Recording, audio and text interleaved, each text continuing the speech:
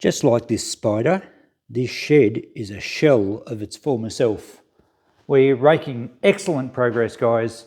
It's almost, I think, knocked over. I think we can just about tick this off.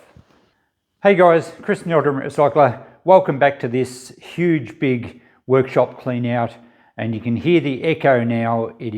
We're on the home straight and we've got a tailwind.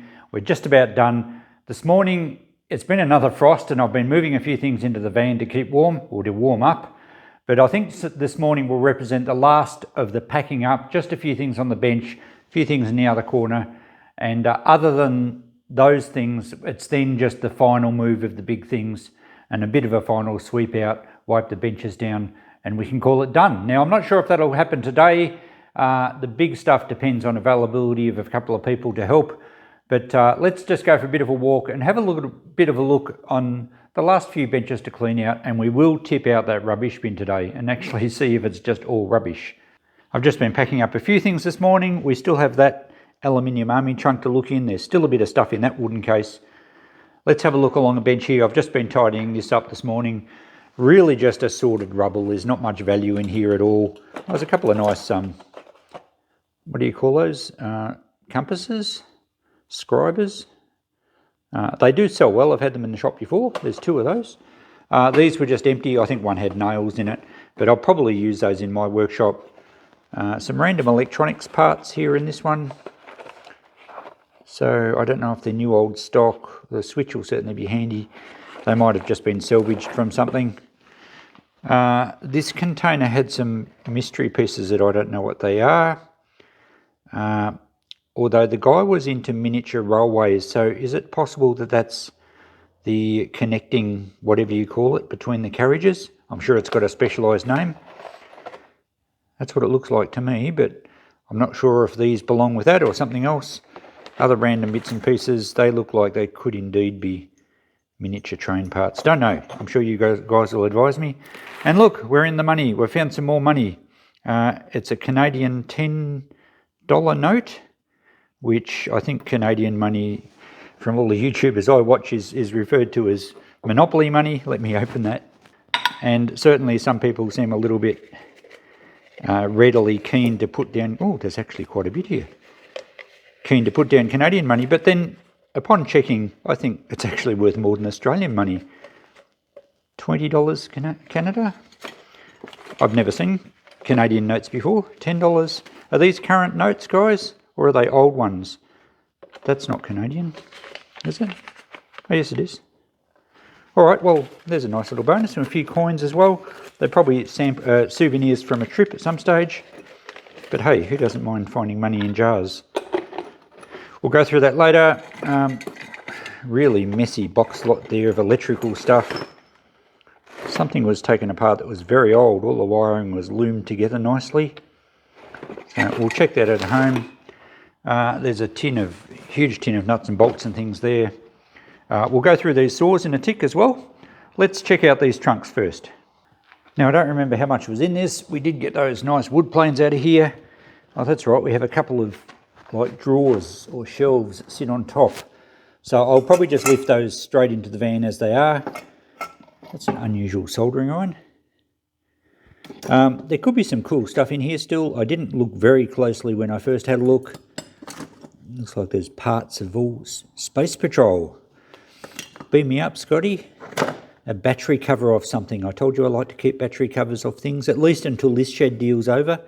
That looks like it probably suits a boombox of some sort. Perhaps Steve from Steve's Electronic Repairs or something. I'll put a link to his channel underneath. He does a lot of boombox investigations and repairs.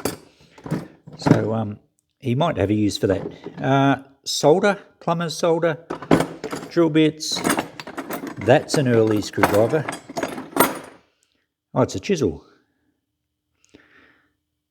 G&J Zaire makers with a moose trademark. So could that be Canadian? I don't know. Looks like a nice old one. Really just mixture here, isn't there? A bit of everything. That's quite a nice chisel as well. And wood chisels sell very well. Most of the ones I find are English, although some are US. We've even got some radio valves in here. Yeah, real mixed bag. So, oh, there's some nice pincers. What are these ones? That's a saw set. So, yep, some nice bits and pieces. A little bicycle repair outfit here. That's a nice little tin. They sell quite well. I don't know if it's got contents. Let's have a look. Yes, it looks like the original contents. I dare say the glue is probably not much good, but a good collectible there. More chisels. Okay, all right, I think we'll lift both these trays straight into the van, and we'll see. I don't think there was much left underneath. There was absolutely nothing underneath. We must have, it's probably just all those wood planes, and that was it. So what a sensational, good, strong, solid box. That's going to be at least a $50 box on its own. It just needs a quick wash up. And with the drawers, well, yeah, I could probably even go 75 because you see one slides underneath the other. So a nice little woodworker's carpenter's box. When I say little, I mean big. I'll put that in the van and we'll check this one out. So let's get into this one. Again, it's an aluminium army trunk, and it's got some stuff in it. Again, just a random mixture, but there's a shelf, so I don't know what's underneath. All right, I have an electric motor, some fittings, a nice piece of copper pipe. Not much else there. That filler's no good. It's not only gone hard, but the plastic's just breaking up. It's rubbish. A driving light doesn't look like it's any good. So not much of interest there at all. Let's get the tray out.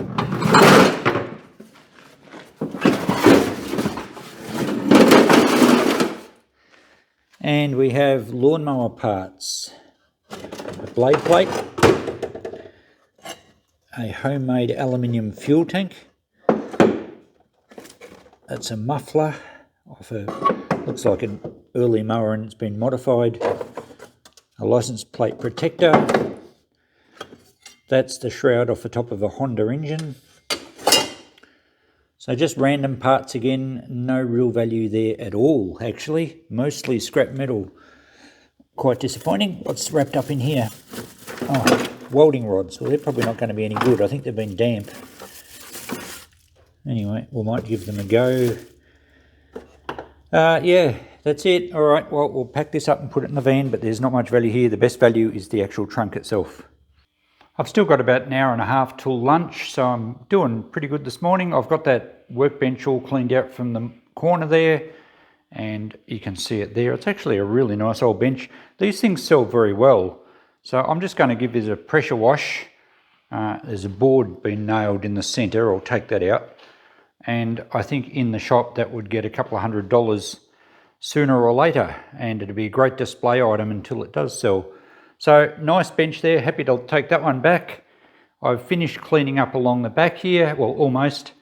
I've given the bench a nice wipe down. One of the things I do with all the cleaning products I get is use them to clean other people's places. This is just soaking. I don't think it's going to dissolve very well. Even though this does say glass spray and wipe, it's probably just a mixture of various cleaning products that I often tip into one to make one super cleaner. And it's a good way of using them up. And as I said in the last episode, it's just little touches like this that leave a really good impression of your business when you're doing cleanups.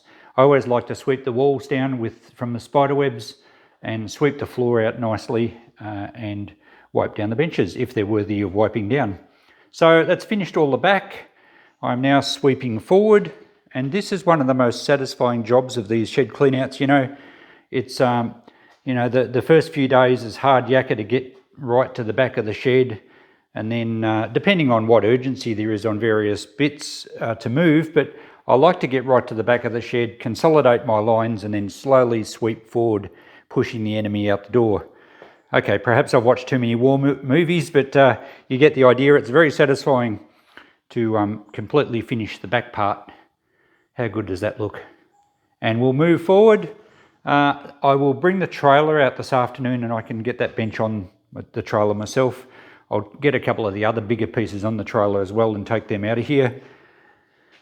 Didn't have any takers on the bench here, the storage units. It's actually 2 with the top that goes right across. I put them on Facebook for free. I did have a few people message me, but no one's really claimed them yet. So I'll keep promoting that ad and hopefully I can get rid of those. Worst case, I'll throw them on the trailer, run them into town and drop them out the front of the shop and just put a big sign on for free, and guaranteed someone will spot them when they're going through town. So I've really only got this little bench here to do, which I've already cleaned the top off. Oh, I found this little guy. This little bronze guy. I don't know if he's off a trophy. Actually, it's Dusseldorf, so it's German. It's actually solid brass. It's got plenty of weight to it. I thought it might have been off a trophy, but they're normally just plated plastic. This is definitely brass. I'm undecided if he's a clever German doing a handstand or not so clever and he superglued his hand to the ceiling while changing a light globe. One or the other. But either way, I don't know what it's worth. It's I think it's a fairly old piece. A tourist piece, I would imagine. And the old guy did travel around the world quite a bit, I think through the 70s and 80s. So it's easy got to be a $10 little ornament. It's pretty cool. I might give it to Christine. So just that bench, which I will take back to the shed because I think that will have a use in my future workshop development. We'll check those saws out. Let's do it now. I keep saying in a minute, let's do it now. I don't have a brush with me to clean them off, but hopefully some of them are like distant or good quality. I can't read that. You might be able to read it through the phone. But the older ones with the nice shaped handles and the brass medallions on them do sell very well.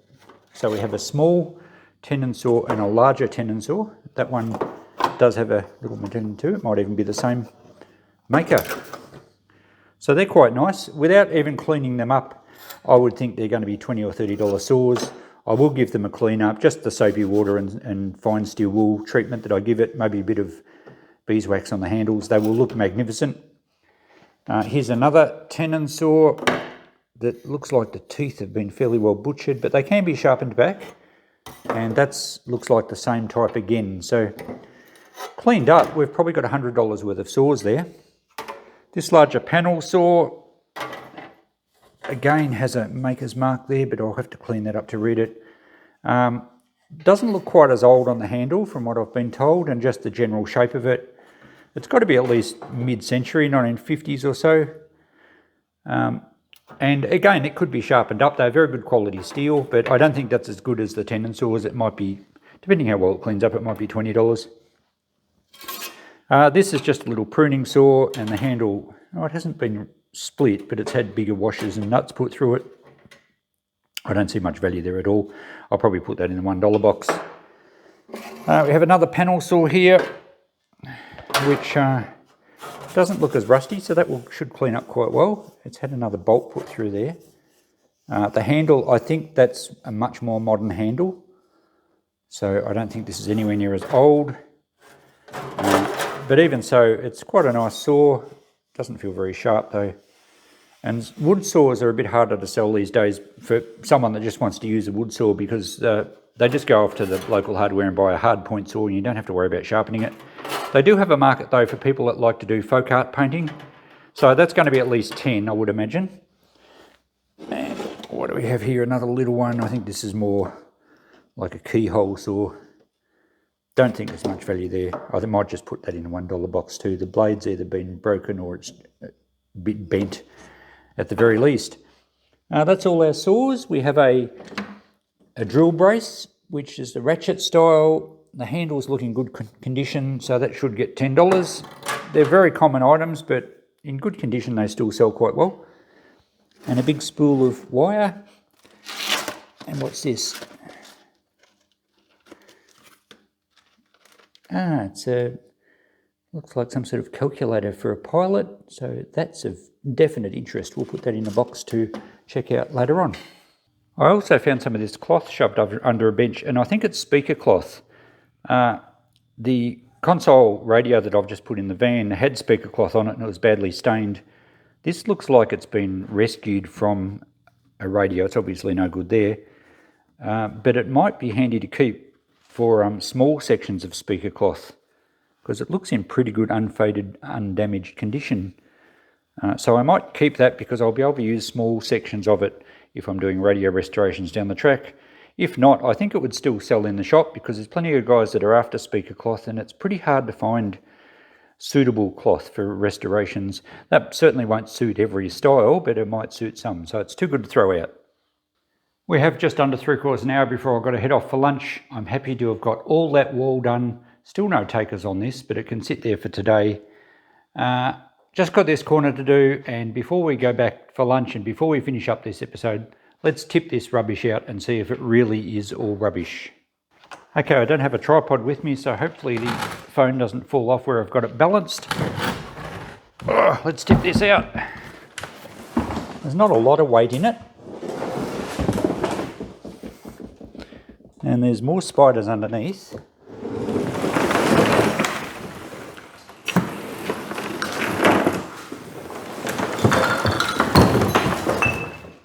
Well, it certainly looks rubbish on first impressions. We'll quickly sort it though.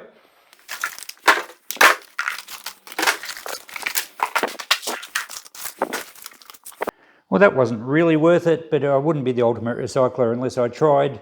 All that can go in the recycle bin: paper, cardboard, plastic containers, glass jars. So all recyclable, no problems at all. Shouldn't have really gone in the rubbish. A couple of bits over here, just a few bits of wood for my wood fire. I keep every bit of wood I find, it's handy kindling. And a couple of tin panels off a heater so they can just go in the steel.